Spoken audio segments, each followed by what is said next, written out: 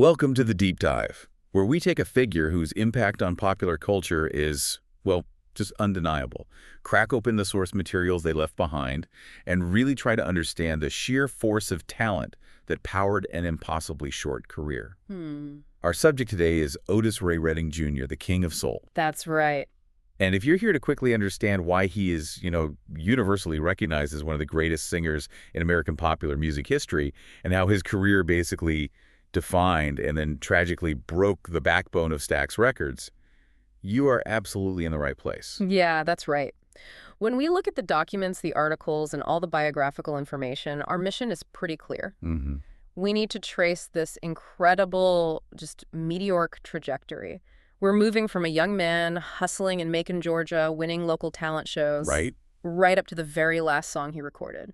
A track that redefined his sound and became really the capstone of an unfinished life, all before he even turned 27. That's unbelievable. So we're pulling out the surprising facts, the key collaborations, and crucially, the heartbreaking business conflicts that came up almost immediately after he died. And what we see, what's really distilled in these sources, is the foundation of modern soul music. I mean, it's impossible to talk about the 1960s and beyond without acknowledging his raw, gospel-inspired, just incredibly visceral vocal style. You really can't. He didn't just entertain, he set the template. It influenced virtually every soul and R&B artist that followed him, from Janis Joplin's raw power to Aretha Franklin's commanding delivery, and even later, to Al Green's effortless grace. This is Deep Dive into Southern Soul at its absolute, tragically brief peak. Okay, so let's unpack this journey, starting right at the beginning in the segregated South. So we start with the roots. Otis Redding was born in Dawson, Georgia in 1941. He was the fourth of 6 children. Okay. And his family, they quickly moved to the Tyndall Heights Public Housing Project in Macon when Otis was just about 3. So Macon is really his hometown. It is. His father, Otis Sr., was a sharecropper by trade who managed to secure some more stable work at Robins Air Force Base while also preaching occasionally on the side. And the sources, they immediately emphasize that his musical education, it wasn't just a hobby. It was something more like a spiritual calling. And it started, as it did for so many soul legends, right there in the church. Exactly. He was singing in the Vineville Baptist Church Choir, learned guitar and piano, and by age 10, he wasn't just noodling around. No, he was serious. He was taking formal drum and singing lessons. And that early dedication, it quickly translated into actual income. He was already earning a small salary, about $6 every Sunday. Wow. Performing gospel songs for the local Macon radio station, WIBB. $6 a week for a kid back then, that's not nothing. Not at all. And that small income became vital very, very quickly. There's a defining detail in the sources that reveals this immense personal and financial weight he was carrying, even as a teenager. At age 15, Redding made this crucial, really life-altering decision to drop out of Ballard-Hudson High School. 15. And this wasn't some reckless choice. His father had contracted tuberculosis and was in and out of the hospital, leaving his mother as the primary income earner. So he had to step up. He had to. Otis saw the immediate need for income and just dedicated himself to supporting the family. He took on serious manual labor jobs, like working as a well digger and a gasoline station attendant. I think it's just impossible to overstate the pressure that puts on a 15-year-old. You have this burning artistic talent, but your immediate reality is digging wells. And while he was doing that hard physical labor, he was also cultivating the sound that would eventually make him famous. Though initially it was, well, it was a bit derivative. Very derivative. He cited the electric stage presence and vocal power of Little Richard, another Macon native, Of course. as his absolute crucial inspiration. Redding said it directly. He said he would not be here without him. And he started out just singing Richard's intense rock and roll material. That imitation, that drive to emulate a powerhouse like that was really the catalyst for his local breakthrough. It was. We learn about Ham Swain's hugely popular radio program, The Teenage Party, which sponsored a talent contest at the local theaters. And Redding was, well, relentless and immensely successful. He performed, including this high-energy version of Little Richard's Heebie-Jeebies, and he won the contest 15 consecutive weeks. 15. Just taking home the $5 cash prize each time. Exactly. And that prize, it wasn't for retirement savings. It was crucial for weekly expenses. A true testament to the hustle. That's just the perfect illustration of his dual nature, isn't it? The entertainer on one hand and the provider on the other. And generating that kind of sustained local attention, it eventually introduced him to the right people. It did. He met Johnny Jenkins, who was a really prominent local guitarist. Jenkins was impressed enough to offer to accompany him, noting that Redding's existing backing band was, let's say, lacking the professional edge he needed. And this connection with Jenkins, this was the launch pad for his career on the road. Absolutely. He quickly joined Pat T. Kick and the Mighty Panthers, later replacing Willie Jones as the frontman. And then came the move that showed he was really serious about it. What was that? He got hired by Little Richard's own backing band, the Upsetters, after Little Richard shifted his professional focus to gospel music. Wow. And at this point, he was making $25 a gig, which, for a young black musician in the early 1960s South, that's a very respectable income. So he was already a pro. He was already the madman from Macon, a nickname that spoke to his intensity. But more importantly, he was a consistently working professional, and he was sustaining his family. So if we're tracing the geography of his success, he was already firmly entrenched in that Southern musical infrastructure. That's right. And that professional life, it meant constant travel. He was often on the road with Pat T. Cake and the Mighty Panthers, and then later he joins Johnny Jenkins' band, the Pine Toppers. Which brings us directly to the reality of segregation. It does. Redding spent his early career touring the southern United States on what was known as the Chitlin Circuit. We hear that term Chitlin Circuit so often, but we really need to stop and clarify its significance for you, the listener. It wasn't just a touring route. It was an essential parallel economic and artistic infrastructure. That's exactly it. Because of Jim Crow laws, black artists couldn't perform in many mainstream venues. They couldn't stay in white hotels or eat in white restaurants. So they had to create their own system. They did. The circuit was this network of theaters, clubs, and venues ranging from tiny juke joints all the way up to places like the Apollo that catered specifically to black audiences. It was an environment born of necessity, but it fostered this incredible tight-knit community and a really high artistic standard. The training ground was intense. It demanded an immediate connection with the audience. And this hustle on the circuit is precisely what delivered him, almost by accident, to the door of destiny in Memphis in 1962. That really brings us to the ultimate hinge moment of his career. The simple fact that he was driving Johnny Jenkins to a recording session at Stax Records. Just driving him. Yeah, Jenkins didn't have a driver's license, so Redding was literally the chauffeur. Jenkins' session, which was backed by the legendary Booker T and the MGs, was reportedly flat, unproductive. It ended early. And that unplanned free time is everything. It's the whole story. Just as everyone was ready to pack up and leave, Jenkins' manager, a guy named Joe Galkin, who was also managing Redding, he was absolutely persistent. He convinced the Stax studio chief, Jim Stewart, to give Otis just 10 minutes. Just 10 minutes. And Redding was allowed to perform 2 songs. The first one, Hey, Hey, Baby, it sounded exactly like that Little Richard imitation he had been perfecting on the Chitlin Circuit. It was immediately rejected. It proved that, while his enthusiasm was there, the originality wasn't quite fully formed yet. But then the second song, he sits down and performs this deeply raw, emotional ballad called These Arms of Mine. And the sources note he wasn't just singing it, he was pouring out this visceral, gospel-tinged emotion. And crucially, Steve Cropper, who had just been listening casually, he instinctively sat down at the piano and started adding this delicate, supportive accompaniment. And that was the game changer. Total game changer. Jim Stewart, the studio chief, confessed he was completely captivated. He praised Redding's delivery, saying that Redding really poured his soul into it. It was the authenticity, the sheer lack of polish that defined the whole Stax sound, that rawness Stewart realized was missing in Jenkins' session. So he signed him right away. Signed him to Volt Records, the Stax subsidiary, right on the spot. In These Arms of Mine, it took off. Well, it was a slow burn. It was released in October 1962, but when it finally hit the charts in March of '63, it was a massive success. It sold more than 800,000 copies. And that was the first seismic sign that his unique, untamed voice had massive commercial power. And his success was immediately confirmed when his debut album, Pain in My Heart, came out in 1964. However, the sources remind us that success in the music industry, especially for black artists operating outside of tightly controlled major labels like Motown, It always brought complications. always. The title track, Pain in My Heart, it sparked immediate copyright issues. It sounded strikingly similar to Irma Thomas's Ruler of My Heart, a song written by Alan Toussaint. So even as he's charting new territory, he's stepping into this chaotic legal landscape where ownership and originality are constantly being scrutinized. Exactly. And speaking of chaos, let's revisit that painful specific story about his 1963 performance at the Apollo Theater in New York. Right. We talked about the Chitlin Circuit being a financial necessity, and this story just perfectly illustrates the brutal economics of it, even for a rising star. It's a really harsh reality check. He was getting paid $400 a week, which was good money at the time. But the contracts were structured in a way that the traveling band often had to cover expenses they hadn't anticipated.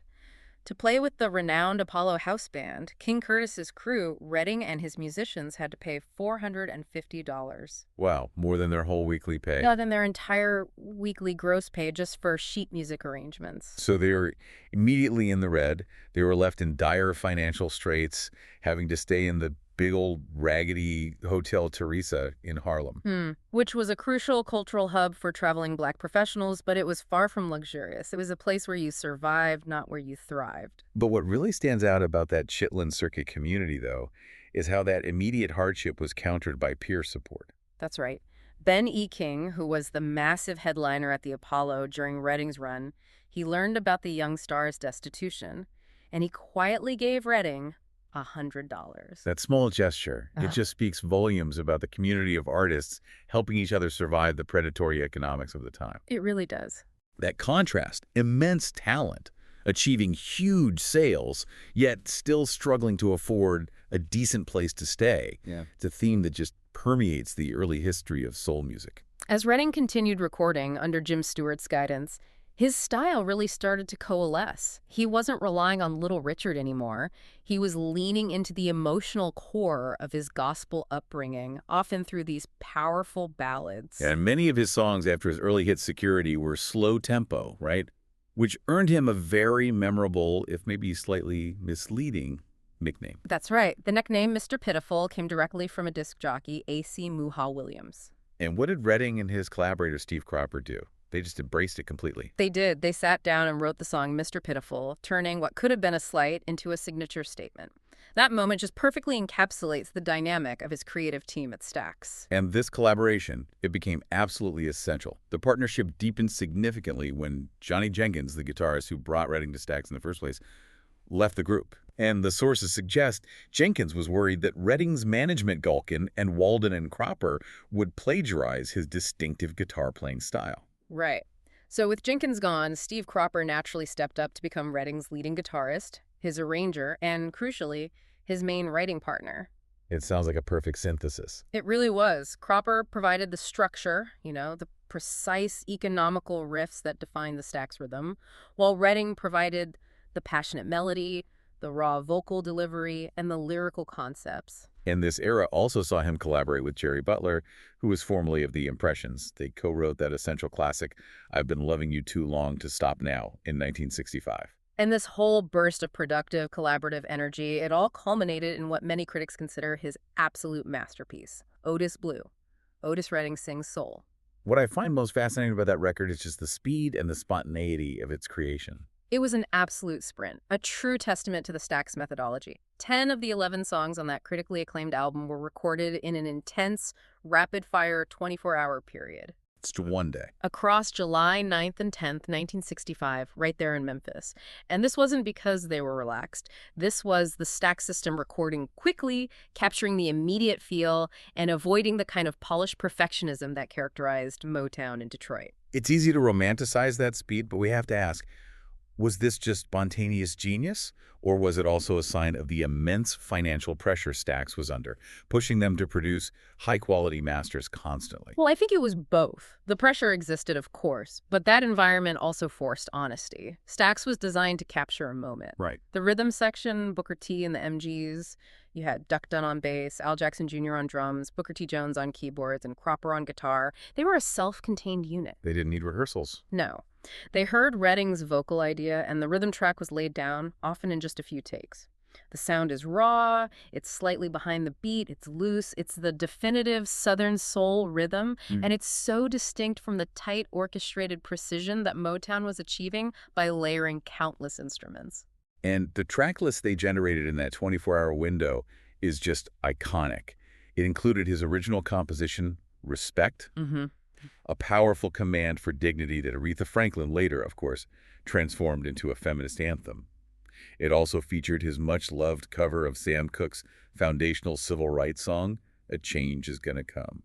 And including that song in 1965, just months after the Civil Rights Act, it really highlights Redding's awareness of his cultural moment, even if his music wasn't always overtly political. So Otis Blue was instantly defining for the genre. It wasn't just critically acclaimed. The commercial success from this surge of creativity allowed Redding to achieve a level of stability and independence that was really rare for a soul artist at the time. He became a true property owner. He bought this sprawling 300-acre ranch in Georgia, which he named the Big O Ranch. And that transition from the struggling Apollo performer to the successful landowner in just 2 years, it just shows the exponential growth of his career. And beyond the real estate, the sources paint him very clearly as a shrewd businessman. Oh, yeah. He understood the importance of ownership, which is why he maintained his status as the sole copyright holder on his compositions. He founded production companies with his manager, Phil Walden. They started Otis Records, that's from Joe Galkin and Otis, and Redwall Music for Redding and Walden. And the fact that Redwall Music went on to contract his protege, Arthur Conley, directly to Atco Atlantic Records, completely bypassing the Stax Volt labels, that's a massive indicator. It really is. It shows that Redding and Walden were already looking for broader distribution and control. They were actively navigating the industry to secure more favorable financial arrangements outside of the Stax framework, even while he was still Stax's biggest star. He was looking long-term. He was anticipating the need for control over his masters and his publishing, a foresight that just makes the later business tragedy even more heartbreaking. And that ambition, that drive for broader opportunity, it led directly to what the sources identify as the absolute critical moment of his mainstream crossover. His 1966 residency at the popular rock club, the Whiskey A Go-Go, on the Sunset Strip in Los Angeles. This was a genuine risk and a tremendous breakthrough. In 1966, the musical landscape was still largely segregated by genre and by race. Southern soul artists did not typically play for the white, rock and roll-oriented audiences of the Western U.S. I mean, he was performing in a venue usually reserved for bands like The Doors or Love. And his performance was a sensation. It didn't just entertain, it convinced. It earned immediate positive critical acclaim, including widespread praise in the Los Angeles Times. So you have Redding performing in this raw, unadulterated style for an audience that's accustomed to psychedelic rock, and they were just captivated by the sheer power and honesty of the Southern soul sound. And the performance, it resonated with everyone who was anyone in the music scene. Bob Dylan, who was there, was so impressed that he offered Redding an altered, personalized version of his own song, Just Like a Woman, for him to cover. Wow. That's the ultimate stamp of approval from the 1960s singer-songwriter movement. It is, and that same year, Redding delivered what many critics consider his definitive studio performance, Try a Little Tenderness. And the story behind this recording is almost as fascinating as the track itself. It was an old song, right? Originally written in 1932, a quiet ballad recorded by crooners like Bing Crosby and Frank Sinatra. But Redding completely reinvented it. It became this powerful, slow-building sermon that just climaxed in an explosion of vocal power, supported by those precise, driving Stax horns. We do have to address the controversy, though. The original song publishers, they were concerned about the reinterpretation. They were. They actually tried, unsuccessfully, to stop Redding from recording it, specifically from what the documents refer to as a Negro perspective. Unbelievable. Yeah. The attempt to stifle the artistic reinterpretation failed, thankfully, and what we got was history. Jim Stewart himself perfectly captured the definitive nature of this version. He said that if there was one single performance that really sort of sums up Otis and what he's about, it's Try a Little Tenderness. It peaked at number 25 on the Billboard Hot 100. But its cultural impact was just so much greater than its chart position suggests. And his popularity was truly becoming global. He toured extensively in Europe, playing the prestigious Paris Olympia, London venues, and Stockholm, where parts of the Live in Europe album were captured. The European embrace was just astonishing. In 1967, readers of the prestigious British music newspaper Melody Maker voted Otis Redding the top vocalist of the year. And the significance of this cannot be overstated. He superseded Elvis Presley, who had topped that list for the previous 10 consecutive years. 10 years. This was an undeniable indicator that soul music, carried by Redding's unique style, was dominating the global conversation, surpassing even the established kings of rock and pop. And he didn't slow down. He also continued his collaborations at Stax.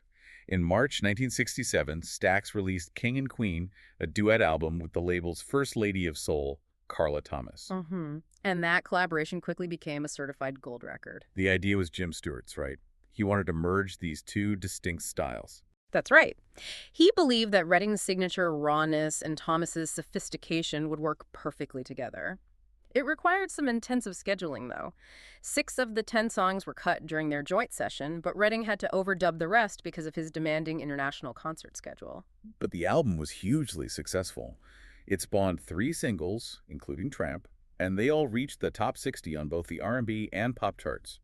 But the decisive turning point in his career, the moment that truly solidified his national acclaim among white audiences and turned him into a crossover superstar, came that same year, in June 1967, at the Monterey Pop Festival. This is the moment where he transitioned from King of Soul to a universally celebrated figure. I mean, before Monterey, even with his chart success, he was largely operating within the established R&B and soul markets. Right. Monterey was an entirely different cultural milieu. It was the heart of the counterculture, the center of rock and psychedelia. And he performed as the closing act on Saturday night, following the revolutionary performance by Jimi Hendrix and the electrifying set by The Who. He was essentially presenting the Deep South to the West Coast rock audience. A huge risk. But it paid off spectacularly. His setlist was brilliantly chosen. He opened with Sam Cooke's Shake to establish the groove and his spiritual heritage, and then he made this bold statement by covering the Rolling Stones' Satisfaction, a song whose source material had deep R&B roots, which he was, in a way, reclaiming with authority. And the set, it climaxed with a truly charged, elongated version of Try a Little Tenderness. He used the extended instrumental break to deliver the spontaneous speech, asking the massive, largely hippie audience if they were truly the love crowd. And the sheer emotional power of his delivery, coupled with that genuine question, it just generated this phenomenal, explosive reaction. Musicians were captivated. Brian Jones of the Rolling Stones and Jimi Hendrix himself were profoundly moved by the performance. The critic Robert Christgau was there, and he famously wrote, "The love crowd screamed one's mind to the heavens." Booker T. Jones confirmed it. Being included in the festival brought Redding a significantly new, greatly expanded, and financially viable audience. Monterey wasn't just a great gig. No. It was the moment the King of Soul officially crossed over into the mainstream rock consciousness, promising years of massive international fame. He was no longer just the pride of Macon or Stax. He was a global cultural force. But before that tragic conclusion, we have to note a crucial physical hurdle he faced later that year. In September 1967, the sheer force and intensity of his vocal delivery, it kind of caught up with him. He developed polyps on his larynx, and it required surgery at Mount Sinai Hospital in New York. The sources suggest this enforced downtime was actually a major creative turning point for him. It seems that the vocal rest allowed him to channel his boundless energy into composition. It really did. During his recovery, he wrote an astonishing 30 songs in just 2 weeks, proving that his artistic wellspring was just absolutely overflowing. And this forced rest leads directly to the creation of his final, most iconic song, Sittin' On the Dock of the Bay. This song represents a deliberate, really radical departure, and the sources tell us exactly why. Redding was inspired by the Beatles' revolutionary and sonically complex album, Steve Pepper's Lonely Hearts Club Band. So he was trying to create a similar, non-traditional R&B sound. He was pushing against the rigid expectations of the Stax label, the raw, spontaneous Southern soul they were famous for, and reaching for something introspective, atmospheric, and highly produced by Stax standards. And that new direction was met with some significant resistance and skepticism right there in the studio. Oh, really? Yeah. His own wife, Zelma, actively disliked the atypical melody and the lack of his usual vocal acrobatics. And within the Stax crew, the bassist Donald Duck Dunn, he feared the song was too much of a departure from their classic R&B template and would damage Stax's hard-earned reputation for consistency. Yet Redding was completely insistent. He knew he was onto something profoundly new. He was adamant. And he correctly predicted that it was his best song and would, in fact, top the charts, which, of course, it did posthumously. It just shows an artist refusing to be caged by his past success. The song had another distinctive feature that we all recognize immediately, that famous whistled ending. Mm-hmm. Cropper had planned a spoken fade-out rap for the end, but Redding either forgot the words or just intentionally chose to paraphrase that rap with the melancholic whistle instead. It's a spontaneous gesture that perfectly caps off the wistful, introspective mood of the song. And it's just chilling to realize that the song was only re-recorded for the final time just 3 days before the tragedy. Hmm. In early December 1967, Redding and his touring band, the Bar-Kays, they were traveling to performances in his twin-engine Beechcraft H-18 airplane, which was a necessary expense for a man moving between coasts so frequently. Right. They had played 3 concerts in 2 nights at Leo's Casino in Cleveland and appeared on the Upbeat television show. And on Sunday, December 10th, they were scheduled to play in Madison, Wisconsin. And the sources highlight that despite warnings of heavy rain and fog, the plane took off. Just 4 miles from their destination at Truex Field, tragedy struck. The pilot, Richard Fraser, radioed for permission to land, and then shortly after that, the plane crashed into the frigid waters of Lake Monona. The devastation was absolute and immediate. Redding died at age 26, only 3 days after completing his final recording. The crash also claimed 4 members of the Bar-Kays, Jimmy King, Phelan Jones, Ronnie Caldwell, and Carl Cunningham, along with their valet and the pilot. The entire entourage was wiped out, except for one man. The sole survivor. Ben Cawley, a member of the Bar-Kays. His account is just hauntingly detailed. He woke up moments before impact, hearing the terrible cry of Phelan Jones exclaiming, "Oh no!" Oh, man. He managed to unbuckle his seatbelt, and though he was a non-swimmer, he surfaced in the freezing water, desperately clinging to a seat cushion that had drifted loose. The cause of the crash was never officially determined, which just adds another layer of mystery to the heartbreak. Redding's body was recovered the next day. The funeral in Macon, it just demonstrated the scale of his loss. More than 4,500 people attended, completely overflowing the 3,000-seat hall. He was entombed at his beloved Big O Ranch. And the incredible, almost immediate posthumous impact of that final song arrived just weeks later. Sittin' On, The Dock of the Bay was released in January 1968. And it became the first posthumous #1 record on both the Billboard Hot 100 and R&B charts. It sold an astonishing 4 million copies worldwide, and received over 8 million airplays in that first year alone. It cemented his legacy instantly. But the sources, they reveal a tragedy for Otis Redding Enterprises and, more acutely, for Stax Records that ran far deeper than the loss of their primary star. Yeah. Shortly after Redding's death, Stax discovered a catastrophic financial reality that fundamentally changed the trajectory of the label. And that's the critical insight here. Atlantic Records, Stax's longtime distributor, didn't just distribute his music. They owned the publishing rights and the master recordings to Redding's entire Volt catalog. The whole thing. The entire thing. This was a common but deeply exploitative contract structure for Black artists in the 1960s. They often signed away their most valuable assets, the masters and publishing, just to secure distribution from major labels. So, in effect, Stax had nurtured and developed the talent, housed the creative process, bankrolled the recordings, only for the entire financial foundation of their biggest success to be instantly stripped away. Stax found itself unable to regain the rights to its own foundational recordings. And this financial devastation contributed directly to the label's near bankruptcy and ultimate severance from Atlantic. Absolutely. Atlantic proceeded to use the material they now owned to release 3 successful posthumous studio albums, the immortal Otis Redding, Love Man, and Tell the Truth. Wow. Stax lost the very foundation of its future revenue stream, transforming the artistic tragedy of Redding's death into a profound business crisis for the label. The business structure they operated under was fundamentally broken, and Stax paid the ultimate price. When we look back at the totality of his musicianship, it's that voice, that defining raw vocal style, that remains the core of his appeal.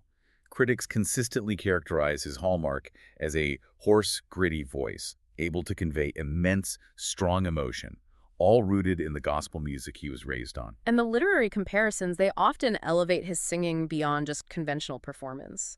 The authors Michael Campbell and James Brody, they suggested that his vocal technique calls to mind a fervent Black preacher, arguing that he found a rough midpoint between impassioned oratory and conventional singing. His delivery wasn't just entertaining, it was overflowing with spiritual intensity and emotional urgency. It's interesting to contrast that passionate voice with his initial stage presence, which was, well, surprisingly awkward. Rufus Thomas, along with the producer Jerry Wexler, noted that Redding was initially clumsy and didn't know how to move, just standing still and only moving his upper body in an almost stiff manner. But the sources agree that audiences didn't care about the physicality. They were focused entirely on the strength of his vocal message and the raw emotion that was pouring out. He connected viscerally. It overrode any need for choreographed movement. Now let's consider his songwriting philosophy, especially when you contrast his massive sound with his advocacy for simplicity. Despite the depth of his compositions, Redding was a staunch minimalist. He carried a cheap red acoustic guitar, insisted on being the sole copyright holder on his songs, and favored short, direct lyrics. He reportedly told biographer Peter Guralnick that Dylan's Just Like a Woman had too much text for him to ever cover effectively. Yeah, he laid out that clear foundational philosophy. He said, basically, I like any music that remains simple. There is nothing more beautiful than a simple blues tune. There is beauty in simplicity, whether you're talking about architecture, art, or music. Which is why that final track was so shocking. It wasn't simple at all. It was a complex, atmospheric piece. And his creative process was intensely hands-on, showing his mastery over the arrangements. He authored his own horn arrangements, not by writing notation, but by humming them to the players. And this practice was famously captured on the track Fo Fo Fo Fo Fa, sad song, Yeah. where you can literally hear his habit of humming with the horn section woven right into the backing track itself. That brings us back to the notable thematic shift on Dock of the Bay. It's such a profound departure from his earlier themes of romantic love, moving instead toward what critics termed sad, wistful introspections. Exploring themes of despair and quiet contemplation, even though most of his music was generally described as exultant and joyful. And the downward, melancholic guitar riffs by Steve Cropper just perfectly amplify that wistful new feeling. And looking beyond the finished tracks, the sources reveal the sheer scope of the musical directions he was hoping to explore. Yeah. Well, there is some dispute about whether he was planning a second duet album with Carla Thomas. He certainly had other radical genre-bending ideas. Like what? Well, one of the most intriguing proposals was his plan to record an album entirely consisting of country standards. Oh. Think about that. The King of Soul, fresh off influencing the global rock scene, wanting to interpret the emotional core of traditional country music, it just showcases an artist who refused to be bound by marketing labels and was eager to transcend genre limitations entirely. What profound loss that we never got to hear that. But the legacy he did leave is undeniable and heavily documented through awards and honors, proving his place among the giants of American music. It is. He earned 2 Grammy Awards in 1969 for Sittin' on the Dock of the Bay, winning for Best R&B Song and Best Male Vocal Performance. And the posthumous accolades just continue to stack up. A Grammy Lifetime Achievement Award in 1999, induction into the Rock and Roll Hall of Fame in '89, where they specifically noted his name, is synonymous with the term soul music. And he was enshrined in the Songwriters Hall of Fame in 1994. The French Académie du Jazz even recognized his global cultural weight by naming an award after him, the Prix Otis Redding. And the U.S. Post Office issued a 29-cent commemorative postage stamp in his honor in 1993. And globally, his status remains cemented. Rolling Stone magazine ranked him number 21 on their list of the 100 greatest artists, and number 8 on their 100 greatest singers. He's discussed in the same breath as Aretha Franklin, Frank Sinatra, and Elvis Presley. His influence spanned across genres, too. I mean, the raw power and emotional directness he pioneered fundamentally influenced the Rolling Stones, Led Zeppelin, the Grateful Dead. Janis Joplin specifically credited Redding. She said that after hearing him, she learned to push a song instead of just sliding over it, which unlocked her own vocal power. And his relevance continues into the 21st century. It was proven in 2011 when Kanye West and Jay-Z released their massive hit Otis on the Watch the Throne album. Which was built entirely off a sample of his version of Try a Little Tenderness. And they credited him as a feature. His voice remains the defining, essential sample of soul music for new generations. This deep dive into the sources, it reveals a man who, in his short 26 years, managed to embody this incredible synthesis of artistic complexity and commercial success. He was a savvy businessman, owning Otis Redding Enterprises and earning what equated to over $1 million in 1967 alone. He was a collaborative genius, particularly with Steve Cropper at Stax. And his career serves as a powerful demonstration of the precarious intersection between artistic boundary pushing, like his desire to make a straight pepper-inspired track, and the harsh realities of the music industry at the time. Yeah. This contrast is just epitomized by the revelation that Atlantic Records owned the core rights to his entire catalog, which ultimately crippled the label that created him. He died tragically young, an athletic family man survived by his wife Zelma and 4 children. He was at the absolute zenith of his creative and commercial powers, having just achieved global superstardom at Monterey. And what stands out most profoundly in these sources is the knowledge that Otis Redding was an individual who was actively involved in philanthropy and social planning. He had a keen interest in supporting Black youth and was planning, at the time of his death, to construct a summer camp for disadvantaged children, creating a structured, supportive environment that he himself missed out on when he had to drop out of school. So here is the provocative thought for you to carry forward. If the King of Soul had lived past 26, just imagine the profound social and musical legacy that might have unfolded. Had he had the time to complete his vision for supporting Black youth through philanthropy and to explore those radical new musical directions he was contemplating, like an album entirely of country standards, what genres might he have fused? What revolutionary sounds and what philanthropic impact are we missing because of that single catastrophic flight into the fog?